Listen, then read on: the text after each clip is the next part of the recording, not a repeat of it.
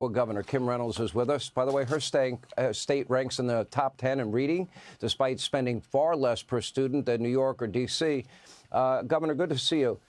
I just have a novel idea. I like to think out of the box occasionally, like I think Donald Trump does, although he does it at a much higher level. But here's my thought.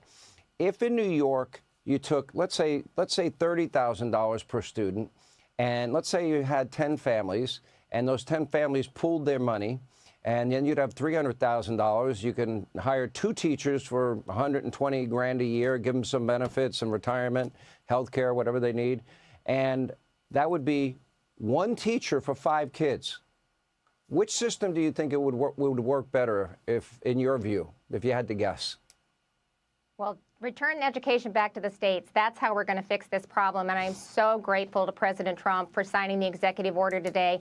I was joined by several of my colleagues across the country who are ready and excited about having education returned not only to the states, but the school districts as well as to the parents. This is an expensive organization that has failed for over 40 years based on the own standards that they put in place.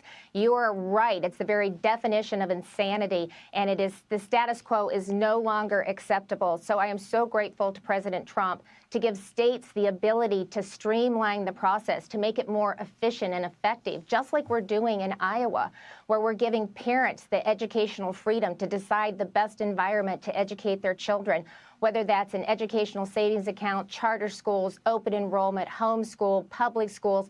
They choose, where we're investing in evidence-based instruction and literacy and math, and we're investing in our awesome teachers. We passed the largest salary increase last year in our state's history, and we're really working on career paths. We have 90% of our high schools that offer work-based learning. We lead in registered apprenticeship programs. 84% do computer science. So this will allow states to reduce the bureaucracy and the overreach and the regulatory environment, take those savings that teachers and the State Department of Education and our school districts are using resources for compliance, to take those savings from that and invest it in the classroom, invest it in instructional support for not only our students, but for our teachers as well.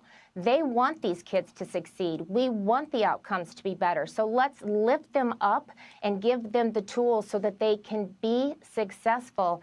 And that's what today's executive order will do. And we are excited about the opportunity. The states will have the freedom to maybe come up with 1 million different ideas. You mentioned homeschooling. You mentioned different. I mean, that's the beauty of it. And it's competition, and it drives innovation, and it will drive outcomes more efficient, more effective, with undoubtedly better outcomes. And again, we're excited about the opportunity. Governor, appreciate you being with us. Thank you, Governor Kim Reynolds.